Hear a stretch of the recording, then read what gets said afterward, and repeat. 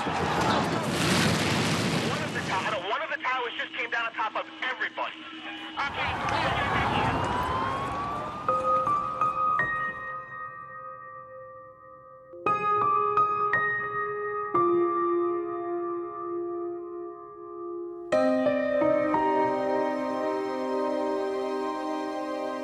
The September 11th terrorist attacks changed America forever. On that bright, sunny Tuesday morning 20 years ago, Al-Qaeda militants hijacked 4 U.S. passenger planes. 2 of them crashed into the World Trade Center in Manhattan. The Twin Towers that once dominated the New York skyline collapsed here at Ground Zero. Today, their footprint is outlined by 2 massive remembrance fountains. 3,000 people died that day, their names engraved on the 9/11 memorial. But the devastating legacy of 9/11 is still far from over. More than 2,000 first responders have died since then from illnesses they developed working in and around Ground Zero. They are remembered here at this memorial in Long Island. 12 years ago, I built this park to honor and to dedicate it to those who have died since 9/11 from their 9/11 related illnesses. These men and women are the best of what this country offered 20 years ago. Somebody from every state and almost every congressional district's on this wall. These people all died after 9/11. Yeah. That's what I think many people just don't understand. Yeah. This year alone, we're at 227 names that are going to go on the wall. The most I ever put on the wall is 205. So it gets worse. John Feel was a demolition supervisor at Ground Zero after the attacks.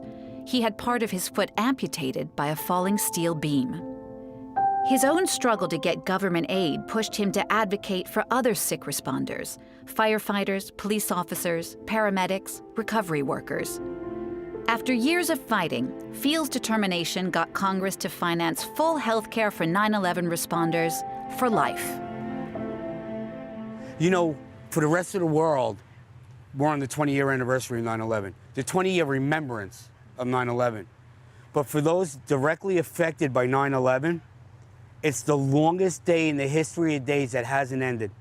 We just have dealt with so much pain, the denial, the lies, the being told, you know, in 2003 and 4, walking the halls of Congress that I was making it up, we're not sick.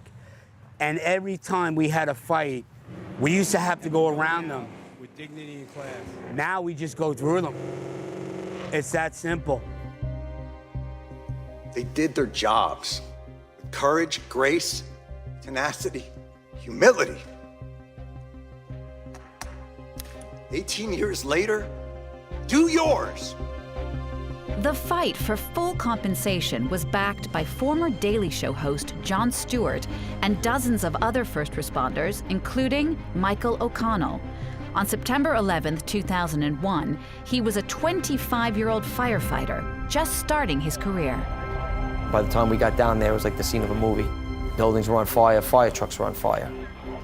When the towers had collapsed, a senior guy looked over to me and he said, "Do you realize how many guys we just lost?" And I didn't have an idea.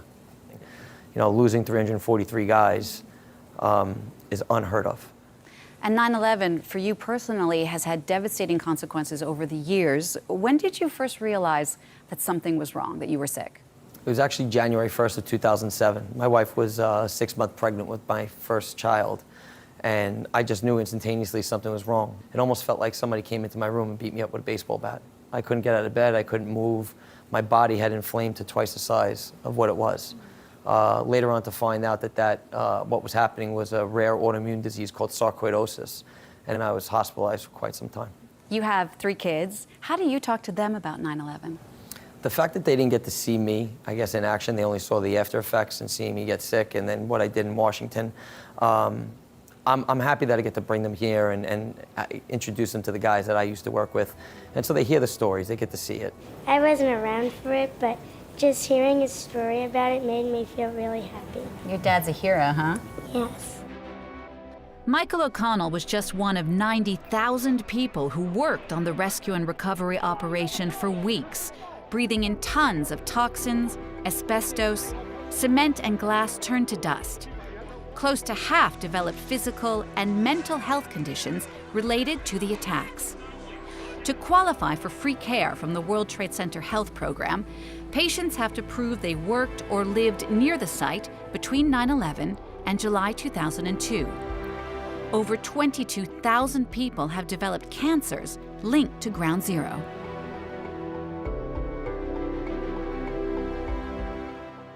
Some studies say that the worst is still yet to come. We just might be at the start of a huge wave of cancers linked to problems from 9/11. Do you agree?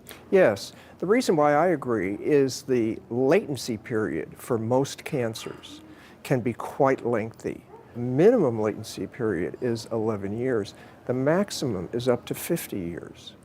So we may not have seen, as you point out, the peak of cancer incidence in this population. Out of the 100,000 responders who worked at Ground Zero, something like 80% have registered with the program.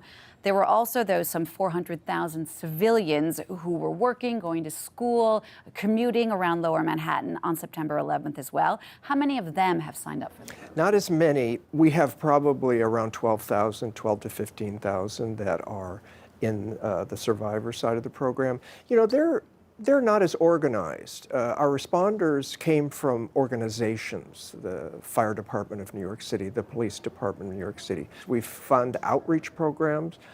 Some have been creative because we have to do it in multiple languages. Many of the construction workers at the site spoke languages other than English. So each of the outreach that we do does get us a few more folks that are aware.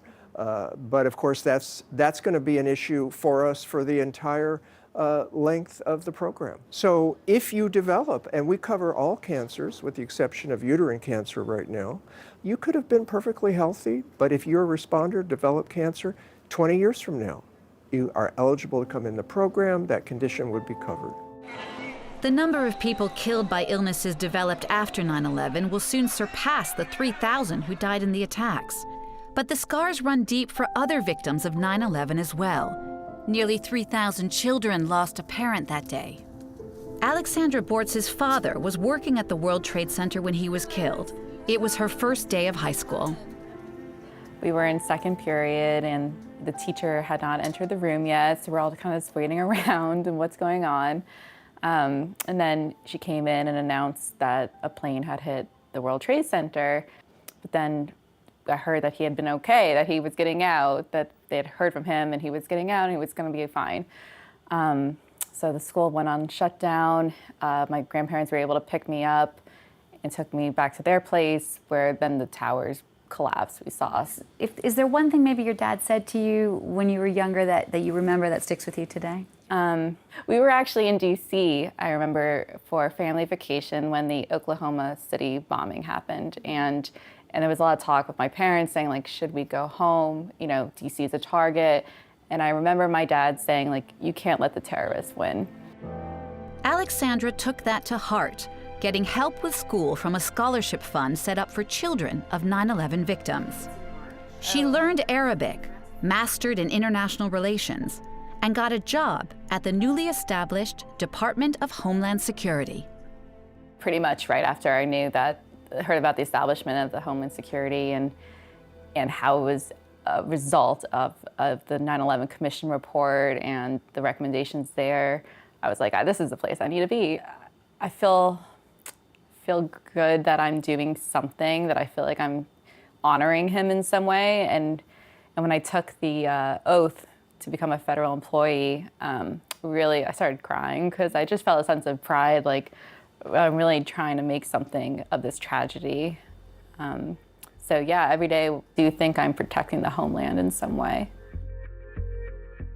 The war on terror has kept America safer. 2 decades later, foreign attacks in the U.S. are few. But that safety has a cost. Less than a month after 9/11, the U.S. invaded Afghanistan, the start of America's longest war. And the controversial Patriot Act let the U.S. government spy on its own citizens for years. I do think that there was some overreaching in the early legislation. And I do think that out of fear, Americans gave up some of the protections that they had enjoyed against government intrusion and government surveillance. And I think there's still course correction to be done there. Here we are 20 years after 9/11. Is America a safer place? I would say the threat of foreign terrorism is not as great. It hasn't gone away. We still have threats from ISIS, Al-Qaeda. They would still like to harm our national interests and harm us. But what we're really focused on in the terrorism context today is domestic. In the wake of the attack on the Capitol January 6th, many people said democracy was under threat. Do you agree? I do think that the incidents of January 6th, that violent attack on the Capitol, was a warning sign about the health of our democracy.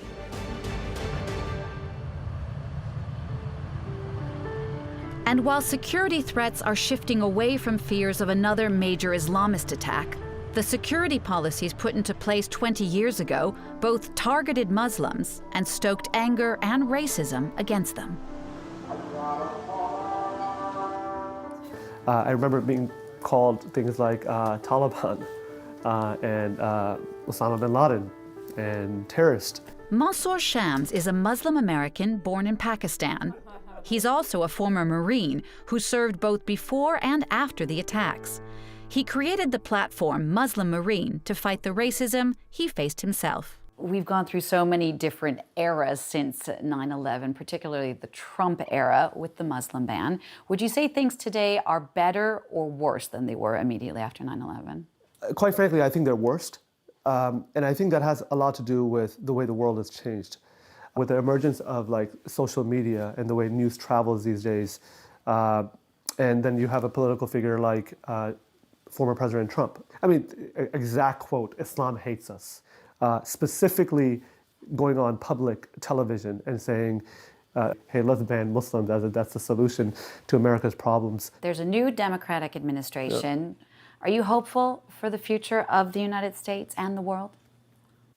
The problems are still there. Those people are still there. They really hate Muslims. You know, they may not have even met a Muslim in their life, but they hate that person. Muslims make up less than 1% of the U.S. population. I mean, they're like nothing, but they're like the biggest scapegoat.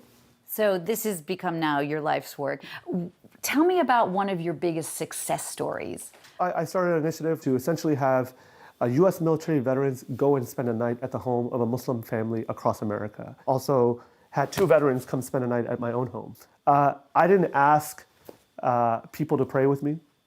People prayed with me. It was just amazing to see random people of faith and no faith, to just come in a random Muslim family's house and just essentially spend time with them. So is the key to breaking down barriers education? Yes, I think that education is the crux of the problem.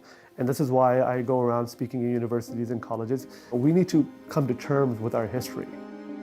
But learning anything in America is complex.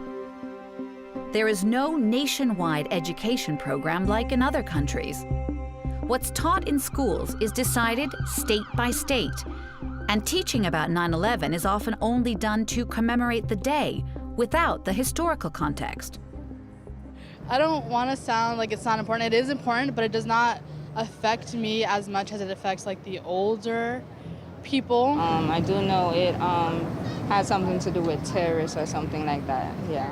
Do you know which war came out of 9/11? Wars? I have no idea. I don't remember. I don't know. Do you know? I don't know. I'm not sure. I could not tell you. Because this event hasn't been taught as much about, basically kids who are interested in are going to the internet to look. And what they're finding are YouTube videos which are also including a lot of conspiracy theories. And a lot of it is coming in the form of questions. They just don't know. They don't know much about the events. For the last 3 years now, we've had students who weren't alive, essentially, on 9/11, or who were infants.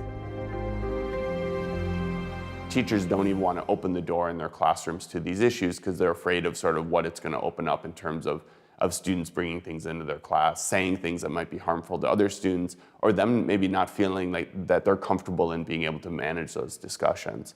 So I think that's something that's related to the long-term consequences of things like 9/11, and not teaching about controversial and certain contemporary events, is that then we're basically contributing, I think, to some of the polarization versus trying to help young people to be able to disagree on things without thinking people are evil or stupid or mean or whatever else it might be.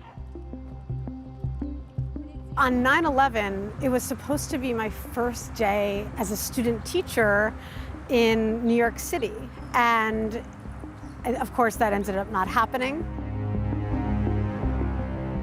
When I first started teaching about it, those students had lived through it. They had had to wait for their parents to come and pick them up, or they had had to walk across the Brooklyn Bridge to get home. And then through the years, my students don't remember it at all. Have any of them made any comments to you, things that they didn't realize were linked to 9/11 that were? One of the funny things they say is, oh, that's why we have to take our shoes off. They say things like, wait, you didn't have to go through a security check to an airplane. I said, no. That's sad for me. So do you think for your kids there is hope for the future? Oh, yes. Teaching young people gives me hope because they're not going to put up with systemic racism, Islamophobia, homophobia. They're ready for change. I believe that this generation will take us to a better place, but I always emphasize that it has to be intergenerational. So it's a combination of older people like me, teaching them about the past, teaching them about the positives and negatives and how we responded to 9/11, so that they can then carry on the torch and do better. Do you remember where you were when 9/11 happened? I know I do. And while the wounds may run deeper for Mansour, Alex, John, and Mike, they've still left their mark on millions of Americans. We can only hope the lessons learned from the worst terrorist attack on American soil will not be forgotten with time.